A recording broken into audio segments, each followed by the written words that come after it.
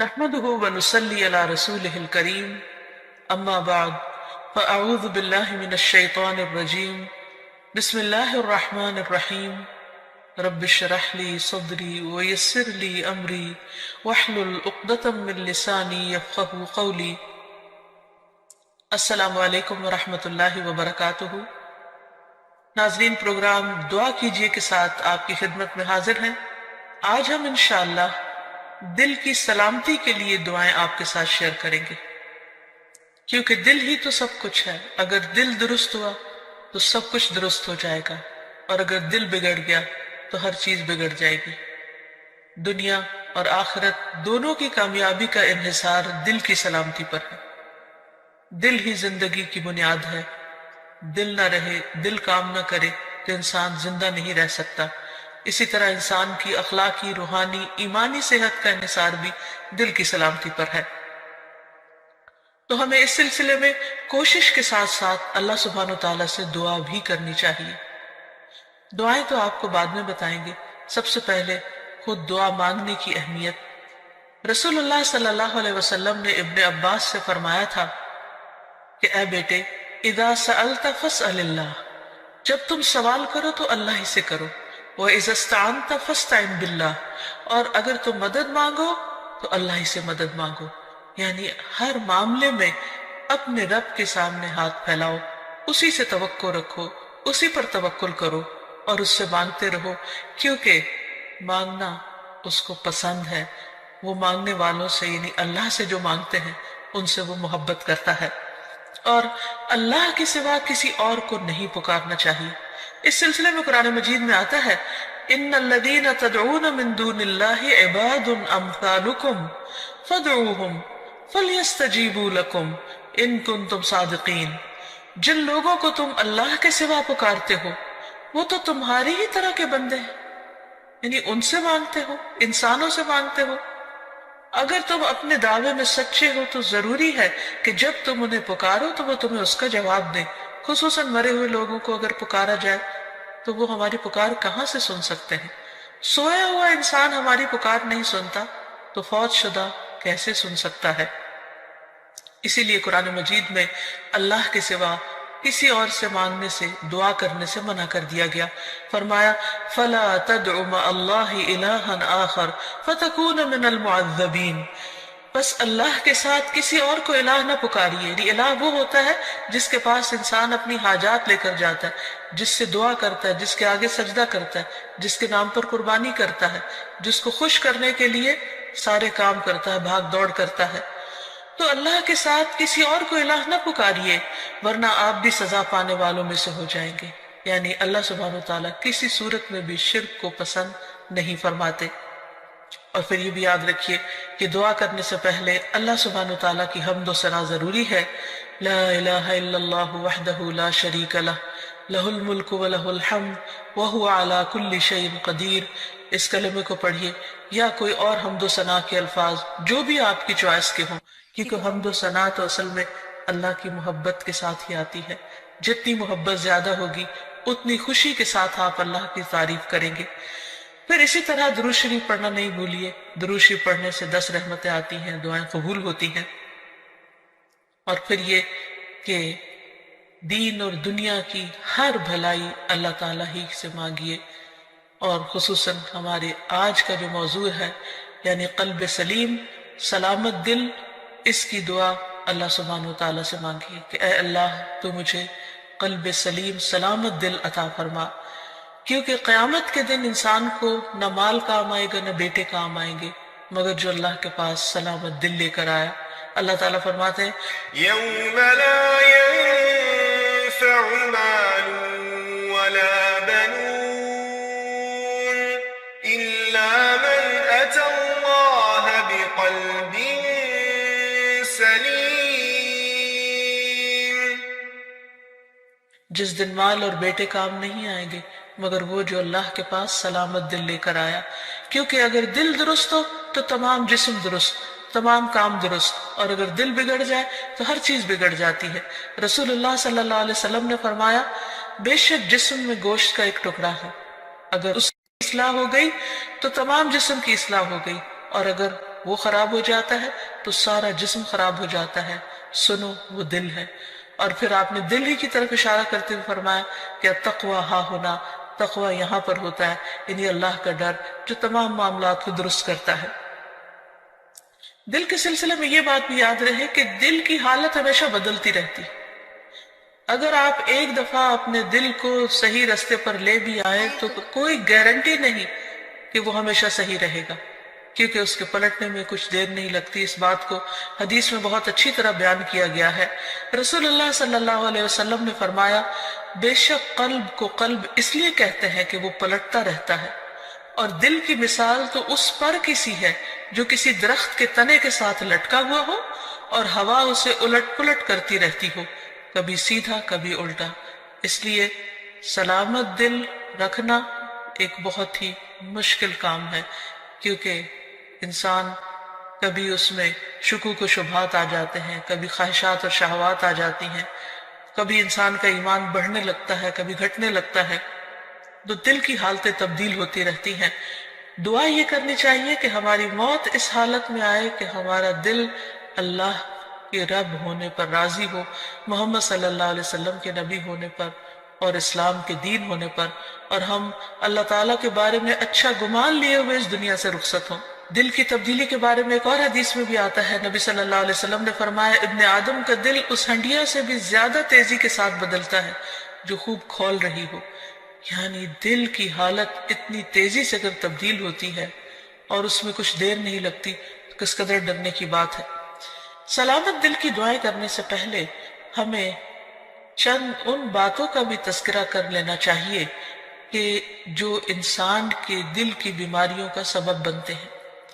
جسمانی بیماریوں کے تو بہت سے اسباب ہو سکتے ہیں، لیکن عموماً ہم روحانی بیماریاں، اخلاقی بیماریاں یا دل کے تزکیے سے متعلق جو بیماریاں ہیں ان کا ذکر نہیں کرتے. تو آئیے دیکھتے ہیں کہ وہ کون سی چیزیں ہیں جو دل کو بیمار کرتی ہیں. اس میں ایمان کے بعد کفر، ناشکری، یہ دل کی بیماری کا سبب بنتی ہے. پھر اسی طرح اللہ سبحانہ تعالیٰ سے زیادہ اوروں کا خوف، یعنی اللہ تعالیٰ اس بات کا حقدار ہے کہ سب سے زیادہ ہم اس سے ڈریں. ہم عموماً اپنے ظاہر کے بارے میں کیوں اتنے کانشیس ہوتے ہیں؟ کیونکہ لوگ دیکھتے ہیں، اور دل کے بارے میں غافل ہوتے ہیں حالانکہ اللہ سبحانہ تعالیٰ اس کو دیکھتے ہیں. پھر اللہ تعالیٰ کے ذکر سے روگردانی دل کو بیمار کر دیتی ہے. نبی صلی اللہ علیہ وسلم نے فرمایا اس شخص کی مثال جو اپنے رب کو یاد کرتا ہے اور جو اپنے رب کو یاد نہیں کرتا زندہ اور مردہ جیسی ہے. یہ اتنا بڑا فرق ہے. پھر اسی طرح مشکلات میں اللہ تعالیٰ کی طرف رجوع نہ کرنا، یہ دل کو بیمار کر دیتا ہے. نمازیں چھوڑنا، خصوصاً جمعہ چھوڑ دینا، فرائض سے پیچھے رہنا. نبی صلی اللہ علیہ وسلم منبر کی سیڑھیوں پر چڑھتے ہوئے فرما رہے تھے لوگ جمعہ کی نماز چھوڑنے سے باز آ جائیں ورنہ اللہ ان کے دلوں پر مہر لگا دے گا، پھر وہ غافلوں میں سے ہو جائیں گے. اسی طرح بلا عذر، بلا وجہ نماز چھوڑ دینا. آپ صلی اللہ علیہ وسلم نے فرمایا جو شخص سستی کی وجہ سے بلا عذر 3 جمعے چھوڑ دے اللہ تعالیٰ اس کے دل پہ مہر لگا دیتا ہے. پھر اسی طرح قرآن میں غور و فکر نہ کرنا، یہ دلوں کو بیمار کر دیتا ہے. علم سے دوری، سیکھا ہوا علم بھلا دینا. پھر آیات سے نصیحت نہ لینا، یعنی قرآن مجید پڑھنا، تلاوت کرنا، لیکن اس میں غور و فکر نہ کرنا اور اس سے کوئی سبق حاصل نہ کرنا. پھر سیکھ کر سمجھ کر اپنی مرضی کرنا اور غلط رستوں پر چلنا. پھر غلط کاموں کے بھی ایسے برے نتائج ہوتے ہیں جن کی وجہ سے دل سخت ہو جاتے ہیں، جیسے گناہ کرنا دلوں پر غلبہ پانے والا ہے. یعنی گناہ کے اثرات ہوتے ہیں، گناہ دلوں کو زنگ آلود کر دیتے ہیں، گناہ سے دلوں کی روشنی ختم ہو جاتی ہے. رسول اللہ صلی اللہ علیہ وسلم نے فرمایا جب کسی مسلمان سے کوئی گناہ سرزد ہوتا ہے تو اس کے دل پر ایک سیاہ دھبا پڑ جاتا ہے.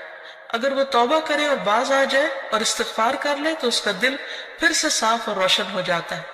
ورنہ جتنے گناہ بڑھتے جاتے ہیں اتنے ہی سیاہ دھبے بڑھتے جاتے ہیں، حتیٰ کہ اس کے دل پر وہ زنگ چھا جاتا ہے جس کا ذکر اللہ عز و جل نے قرآن میں کیا ہے. کلا بل ران علی قلوبہم ما کانوا یکسبون. ہرگز یہ بات نہیں بلکہ ان لوگوں کے دلوں پر ان کے برے اعمال کا زنگ لگ گیا ہے. پھر اسی طرح غلط تمنائیں، یعنی حرام چیزوں کی خواہش کرنا، یہ دلوں کو بیمار کرنے کا سبب ہوتا ہے۔ دنیا کی حد سے زیادہ محبت اور موت سے نفرت اور آخرت سے غفلت اور صرف دنیا کی فکر کرتے رہنا، دنیا ہی کے غم پالتے رہنا، یہ دلوں کو بیمار کر دیتا ہے۔ یعنی انسان جب اللہ تعالیٰ کے حقوق میں کمی کرتا ہے، بندوں کے حق میں کمی کرتا ہے، بد اخلاقی کرتا ہے، تو پھر دلوں کے اوپر میل چڑھنے لگتی ہے، دل سیاہ ہونے لگتے ہیں اور دل بیمار ہونے لگتے ہیں اور قلب سلیم سے بہت دور ہو جاتے ہیں۔ پھر اسی طرح محض اپنی خواہشات کی پیروی کرنا۔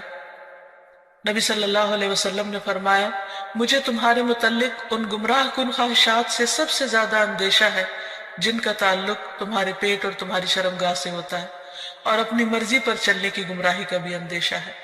پھر اسی طرح کثرت کلام اور کثرت طعام، بہت کھانا، بہت باتیں کرنا، یہ بھی دلوں کو سخت کر دیتی ہیں چیزیں۔ پھر ضرورت سے زیادہ سونا، یہ بھی دل کی سختی کا باعث ہوتا ہے۔ تو یہ چند ایک چیزیں ہیں جو دلوں کو بیمار کرنے کا سبب ہے۔ حقیقت یہ ہے کہ ہر وہ چیز جو اللہ کو ناراض کرنے والی ہے، خواہ اس کا تعلق سوچ سے ہو یا گفتگو سے ہو یا عمل اور رویے سے ہو، یہ تمام تر چیزیں انسان کے دل کی خرابی کا باعث بنتی۔ پھر اللہ کا ذکر کثرت سے کرنا، فرمایا وَاذْكُرُوا اللَّهَ كَثِيرًا لَعَلَّكُمْ تُفْلِحُونَ، اور اللہ کو بہت زیادہ یاد کرو تاکہ تم فلاح پاؤ۔ پھر اسی طرح زبان کی اصلاح کرنا۔ انس بن مالک سے روایت ہے، رسول اللہ صلی اللہ علیہ وسلم نے فرمایا، کسی آدمی کا ایمان درست نہیں ہوتا یہاں تک کہ اس کا دل درست ہو، اور اس کا دل درست نہیں ہوتا یہاں تک کہ اس کی زبان درست ہو جائے۔ یعنی دل کی اصلاح کا تعلق زبان کی اصلاح کے ساتھ ہے۔ اگر ایک شخص زبان سے اچھے الفاظ نکالے گا تو اس کا دل یقیناً اچھا ہو جائے گا۔ پھر اسی طرح شک والی چیزوں کو چھوڑنا، کیونکہ شک انسان کو بے چین کر دیتا ہے، دلوں کے اندر اضطراب پیدا کر دیتا ہے۔ پھر اسی طرح نیکی اور برائی کی پہچان حاصل کرنا، کیونکہ اگر انسان کا دل نیکی کے کاموں کو نیک سمجھے اور اس پر گواہی دے اور برائی کو برائی سمجھے تو اس سے انسان کا دل سیدھے رستے پہ چل پڑتا ہے۔ پھر کثرت سے موت کو یاد کرنا، کیونکہ موت کی یاد دلوں کی تزکیہ اور پیوریفیکیشن کا ذریعہ بنتی ہے۔ پھر اخلاقی برائیوں سے پرہیز کرنا، پھر یتیم اور مسکین کا خیال رکھنا۔ ایک شخص نے نبی صلی اللہ علیہ وسلم سے دل کی سختی کی شکایت کی تو آپ صلی اللہ علیہ وسلم نے فرمایا کہ یتیم کے سر پر ہاتھ پھیرو، کیونکہ یہ دل کو نرم کرتا ہے۔ پھر اسی طرح بعض علماء نے کہا کہ دل کی اصلاح 5 چیزوں کے ساتھ ہوتی ہے۔ نمبر 1، غور و فکر کرتے ہوئے قرآن مجید کی تلاوت کرنا۔ نمبر 2، پیٹ کو خالی رکھنا، یعنی روزہ وغیرہ رکھنا۔ نمبر 3، رات کا قیام، سحری کے وقت اللہ کے آگے گڑ گڑانا، کیونکہ رات کے اس حصے میں دعائیں بہت قبول ہوتی ہیں۔ نمبر 4، نیک لوگوں کی مجلسوں کو اختیار کرنا، اچھی صحبت۔ اور نمبر 5، حلال کھانا۔ پھر اسی طرح گناہ کے بعد فوراً توبہ کر لینا، کیونکہ جب انسان گناہ کرتا ہے تو دل پر سیاہ دھبا پڑ جاتا ہے، اور اگر انسان توبہ کر لیتا ہے تو وہ دل پھر سے صاف اور روشن ہو جاتا ہے۔ اور اب آتی ہے باری دعاؤں کی کہ انسان اللہ سبحانہ وتعالیٰ سے قلب سلیم مانگتا رہے اور دل کی اصلاح کی دعا کرتا رہے۔ اس سلسلے میں سب سے بہترین نسخہ کثرت سے استغفار کرنا ہے، کیونکہ انسان جب بخشش مانگتا ہے اللہ تعالیٰ سے، گناہوں کی معافی مانگتا ہے تو دل روشن ہونے لگتا ہے، دل چمکنے لگتا ہے، کیونکہ دلوں کا میل کچیل پھر اترنے لگتا ہے۔ اس سلسلے میں رسول اللہ صلی اللہ علیہ وسلم نے فرمایا، میرے دل پر پردہ سا آ جاتا ہے، اسی وجہ سے میں ایک دن میں 100 مرتبہ اللہ سے استغفار کرتا ہوں۔ یہ اللہ کے رسول صلی اللہ علیہ وسلم فرما رہے ہیں۔ آپ صلی اللہ علیہ وسلم استغفار کی کثرت کو دلوں کی روشنی کا ذریعہ بتا رہے ہیں۔ ابن عمر کہتے ہیں کہ ہم آپ کی مجلس میں رب اغفر لی وتب علی انک انت التواب الرحیم 100 مرتبہ شمار کرتے تھے، جس کا معنی ہے اے میرے رب مجھے بخش دے اور مجھ پر مہربان ہو جا، بے شک تو بہت زیادہ توبہ قبول کرنے والا مہربان ہے۔ پھر اسی طرح قرآنی دعا ہے کہ اللہ تعالیٰ ہمارے دلوں کو ٹیڑھا ہونے سے بچائے۔ ربنا لا تزغ قلوبنا بعد اذ ہدیتنا وہب لنا من لدنک رحمہ انک انت الوہاب۔ اے ہمارے رب، ہدایت دینے کے بعد ہمارے دلوں کو ٹیڑھا نہ کرنا، اور اپنے پاس سے ہمیں رحمت عطا فرما۔ بلا شبہ تو ہی سب کچھ عطا کرنے والا ہے، یعنی سارے خزانے تیرے پاس ہیں۔ تو ہمارے دلوں کو سیدھا رکھ، کیونکہ اگر دل سیدھا ہوگا تو باقی تمام چیزیں بھی درست ہو جائیں گی۔ پھر اسی طرح دل میں نور پیدا ہونے کی دعا کرنا، اور وہ ہے اللہم اجعل فی قلبی نورا، اے اللہ میرے دل میں نور پیدا کر دے، میرے دل میں روشنی پیدا کر دے، کیونکہ دل کی بھی آنکھیں ہوتی ہیں۔ اگر دل کی روشنی ہو تو انسان کو اچھے برے کا فرق نظر آنے لگتا ہے۔ بعض اوقات انسان بہت کچھ بھی پڑھ لیتا ہے، اس کے پاس بہت علم بھی ہو سکتا ہے، لیکن ضروری نہیں کہ اس علم کے ذریعے دل کی آنکھیں کھلیں جب تک کہ اللہ تعالیٰ نہ بصیرت عطا کرے۔ یہ بصیرت اللہ تعالیٰ دیتا ہے، اس لیے اللہ تعالیٰ سے مانگنی چاہیے۔ پھر اسی طرح دل کی ہدایت کی دعا کرنا۔ آپ صلی اللہ علیہ وسلم نے دعا سکھائی، اللہم اہد قلبی وسدد لسانی واسلل سخیمۃ قلبی، اے اللہ میرے دل کو رہنمائی عطا فرما، میری زبان کو درستگی عطا فرما، اور میرے دل کے کینے کو دور کر دے، کیونکہ شرک، نفاق، حسد، بغض، کینہ، کدورت دلوں سے نکلیں گے تو ہی دل روشن ہوں گے۔ پھر اسی طرح یہ بھی ضروری ہے کہ انسان دین پر دل کی ثابت قدمی کی دعا کرے۔ عبداللہ ابن عامر ابن العاص کہتے ہیں کہ انہوں نے رسول اللہ صلی اللہ علیہ وسلم کو فرماتے ہوئے سنا کہ تمام بنی آدم کے دل رحمان کی انگلیوں میں سے 2 انگلیوں کے درمیان ایک دل کی طرح ہے، وہ جسے چاہتا ہے اسے پھیر دیتا ہے۔ پھر رسول اللہ صلی اللہ علیہ وسلم نے فرمایا، اللہم مصرف القلوب صرف قلوبنا علی طاعتک، اے اللہ دلوں کے پھیرنے والے ہمارے دلوں کو اپنی اطاعت پر پھیر دے، یعنی تو ہی ان کے اندر اپنی اطاعت اور فرما برداری کا شوق پیدا کر دے، کیونکہ اگر دل کسی کام کے کرنے پہ راضی ہو جائے تو وہ کام کرنا بہت آسان ہو جاتا ہے۔ اطاعت کے بڑے سے بڑے کام، مشکل سے مشکل، کٹھن اور بھاری کام بھی بہت معمولی معلوم ہوتے ہیں۔ پھر اسی طرح یا مقلب القلوب ثبت قلبی علی دینک، اے دلوں کو الٹ پلٹ کرنے والے میرے دل کو اپنے دین پر جما دے، کیونکہ اگر دین پر ایک دفعہ دل ٹھک گیا، اطمینان ہو گیا، تو پھر عمل کرنا کچھ بھی مشکل نہ رہے گا۔ پھر اس کے ساتھ ساتھ ایسے دل سے بھی پناہ مانگی گئی کہ جو اللہ سے نہ ڈرتا ہو، جس کے اندر خشیت نہ ہو۔